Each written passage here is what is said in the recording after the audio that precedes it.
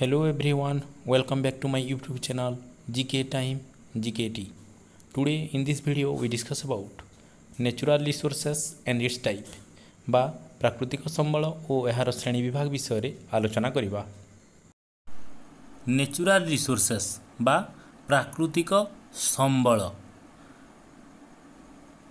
Natural resources are earth's mineral used to support life and meet the needs of people, and in other words, material or substance occurring in nature which can exploited for economic gain, or in short, a natural resources is something that found in nature and that people can use to meet their needs। बा प्राकृतिक संबल होउछि प्राकृतिक परिवेश रु मिलुथिबा तथा आवश्यक स्थले व्यवहार उपयोगी उपादान बा पदार्थ को प्राकृतिक संबल बोली आमे कहिथाउ। जेपरि कि यार उदाहरण गुडी कहला वाटर बा जल, एयर बा पवन, रॉक्स बा शिला, प्लांट्स बा उद्भिद, एनिमल विभिन्न प्रकार पशु पक्षी, सॉइल माटी, फोसिल फ्यूएल बा जीवाश्म, नेचुरल गैस बा प्राकृतिक गैस इत्यादि। Then we discuss about classification of natural resources बा प्राकृतिक संबलर श्रेणी विभाग आमे डिस्कशन करिबा। On the basis of origin the natural resources are divided into two types. The first one is biotic natural resources and the second one is abiotic natural resources। बा उत्पत्ति दृष्टि प्राकृतिक संबल दुईटी भाग रे विभक्त करा जायछि। तो प्रथमटी हैला जैव संबल एवं द्वितीयटी हैला अजैव संबल। First we discuss about biotic resources बा जैव संबल विषय रे आमे डिस्कस करिबा। All those resources which are obtained from the biosphere and have a life are known as biotic resources। बा जेउ संबल गुड़िक आमे सीधा सड़क जैवमंडल रु पाई थाउ ताकू जैव संबल बोली करी कहा जाए। बा जैव संबल गुड़िकर जीवन थाए बा जैव संबल होउची सजीव। The example of biotic resources are forest or plant बा जंगल बा विभिन्न जोठारे कि विभिन्न प्रकार उद्भिद देखा जाए। देन लाइफस्टॉक बा प्राणी जगत जो थे कि विभिन्न प्रकार पशुपक्षी थांती बा एनिमल एंड ह्यूमन बीइंग्स बा आमे ओडिया जहाँ को कहूँ मानव संबल बोली। Then these biotic resources also which are formed by the decay of living matter is called as biotic। बा जेउ संबल गुड़िक जैवमंडल बा सजीव मानकर अंशविशेष रु सृष्टि ताकू मध्य आमे जैव संबल बोली कही थाउ। जेपरि कि एग्जांपल गुड़िक हला petrol, diesel, coal etc. Then abiotic resources बा अजैव संबल।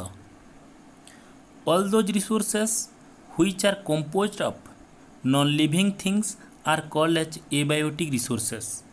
बा जेउ संबल गुड़िक जीवन विहीन उपादान ताकू अजैव संबल बोली कही थांती बा अजैव संबल गुड़िक निर्जीव। Example of abiotic resources are light बा आलोक, रेन वर्षा, वाइंड बा पवन, वाटर बा जल, सॉइल बा माटी, मिनेराल बा विभिन्न प्रकार खनिज, रॉक बा शिला इत्यादि। Then on the basis of availability the natural resources are two types. They are the first one is renewable resources and the second one is non renewable resources। बा भरण दृष्टि प्राकृतिक संबल दुई प्रकारर यथा प्रथमटी है नवीकरण योग्य संबल एवं द्वितीयटी है नवीकरण अयोग्य संबल। First we discuss about renewable resources बा नवीकरण योग्य संबल विषय आम प्रथमे आलोचना करिबा। The resources which can be renew or replenish by natural process in a short span of time is called as renewable resources बा ଯେଉଁ ସମ୍ବଳ ଗୁଡ଼ିକ ଶୀଘ୍ର ଭରଣ ହୋଇଯାଏ ବା ଏଗୁଡ଼ିକର ବ୍ୟବହାର ସତ୍ତ୍ୱେ ପୁନର୍ବାର ପୂରଣ ହୋଇଯାଏ ତାକୁ ଆମେ ନବୀକରଣ ଯୋଗ୍ୟ ସମ୍ବଳ ବୋଲି କହିଥାଉ। Or in other words it can be replace by natural process as quickly as human use them बा ए प्रकार संबल असरती और मनुष्यर कार्यकलाप माने एमानंकु प्रभावित करि पारंती नाही। The example of renewable resources are solar energy बा सूर्यकिरण जेते व्यवहार कले मध्य ताहा कोन सरिबो कि wind energy plants wildlife et cetera. Then the second one is non renewable resources बा नवीकरण अयोग्य संबल।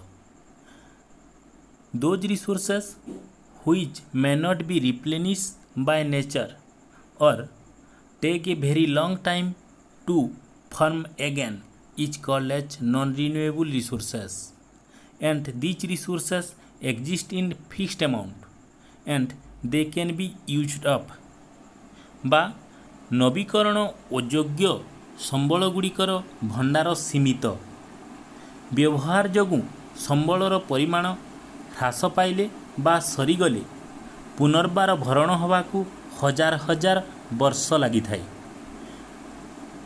ओ मनीषर जीवन काल तुलन भरण समय बहुत अधिक होइथिबारु एहाकू नवीकरण अयोग्य संबल बोली मध्य कहा जाई थाए। The example of non renewable resources are coal बा कोयला फसिल फ्यूएल बा जीवाश्म ईंधन ड्रिंकिंग वाटर बा पीवा पानी various type of mineral like petrol diesel natural gas etcetera.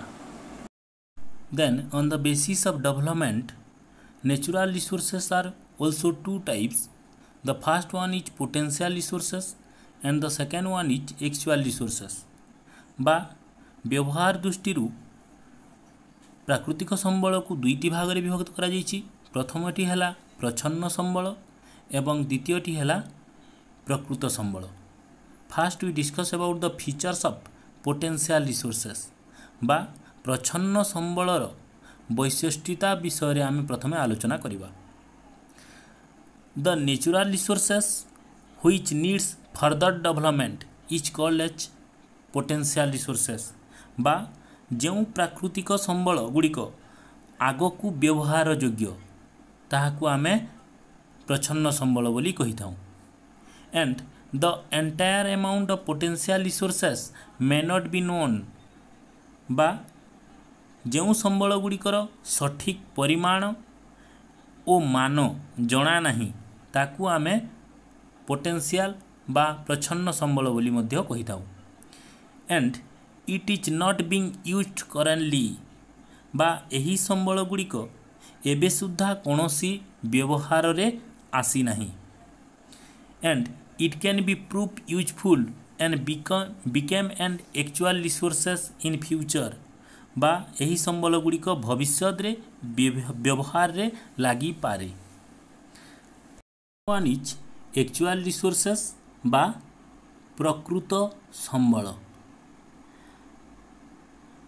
The feature of actual resources are the natural resources which need no further development is called as actual resources बा एही संबल गुड़िक वर्तमान व्यवहार करा जाउथबारु एहाकू विकसित संबल बोली मध्य कहा जाए।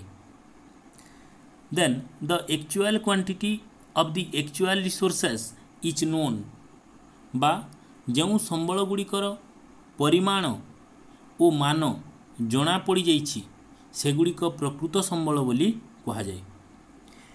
And it is which we use currently, यही संबल गुड़िक वर्तमान पाई व्यवहार योग्य।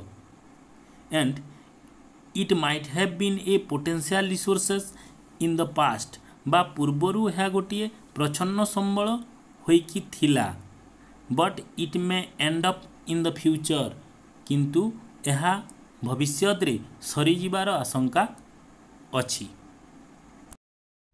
एबे आमे एही चैप्टर रु केउ प्रकारर क्वेश्चन आसुची से विषय रे डिस्कस करिबा। तो फास्ट क्वेश्चन, केउटी एक मानव संबल बा एथि मध्यरु केउटी एक मानव संबल बोली हमको पचारिछि। मानवकृत संबल माने कौन? जेउ संबल को मनीष तैयारी करिछि ताहाकू आमे मानवकृत संबल कहिताउ। झरणा जल कौन मनीष तैयारी करिछि कि? ताहले एटा हेबनी। मृत्तिका माटी को कौन तैयारी करिछि मनीष? ना एटा भी हेबनी।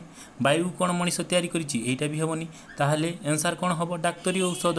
औषध गुड़िक आमर मनीषकृत संबल। Then the second question is, केउटी गोटे जैव संबल अटे? एथिमध्यरु जैव संबल कौन? जैव संबल काहू कहुए? जहार जीवन थाए बा जैव मंडल जहाँ अंशविशेष, शिला हेबनी, अजैव हब। वायु भी अजैव, जल मध्य अजैव। ताहले राइट आंसर कौन हबो? जंगल, जहार कि से सजीव भी जाउची। ताहले यार राइट आंसर हबो ऑप्शन क। देन थर्ड क्वेश्चन, केउटी एक स्थानीय संबल नुहे? स्थानीय संबल आमे काहू कहिताऊ? जेउ संबल गोटे स्पेसिफिक प्लेस रे मिली थाए ताहाकू आमे स्थानीय संबल कहिताऊ।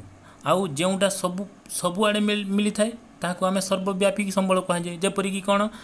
वायु, आमे पृथ्वीर जो जगह के जीवा वायु देखा मिलवा, तो सेटा काना? सेटा गोटे सर्वव्यापी संबल। वाटर है सेटा गोटे सर्वव्यापी संबल। माटी बा सॉइल है सेटा गोटे सर्वव्यापी संबल। तो एथिरे क्वेश्चन कौन करिछि? केउटी एक स्थानीय संबल नुहे बा केउटी एक सर्वव्यापी संबल बोली पचारिछि। लुहा कौन सबु जगार लुहा पथर मिले कि बा लुहा मिले कि? ताहले यह गोटे स्थानीय संबल हम। तंबा मध्य सबु जगार कौन तंबा मिले? तंबा मिलेनी, ताहले यह गोटे मध्य स्थानीय संबल हम। सुना कौन सबु जगार सुना खणी अछि? यह मध्य गोटे स्थानीय संबल हम। ताहले वायु, आम वायु जो आड़े जीवा आमे वायु देखा मिलिबो, बा आमे वायु नथिले आमे तो बंची पारिबा नहीं, जोटा कि आमे निश्वास प्रश्वास रे ग्रहण करूछु आउ छाड़ुछु। तो यार राइट आंसर हम कौन? ऑप्शन घ, वायु। For more and more this type of video please like, share and subscribe our YouTube channel GK Time GKT and comment for encourage us. Thank you for watching.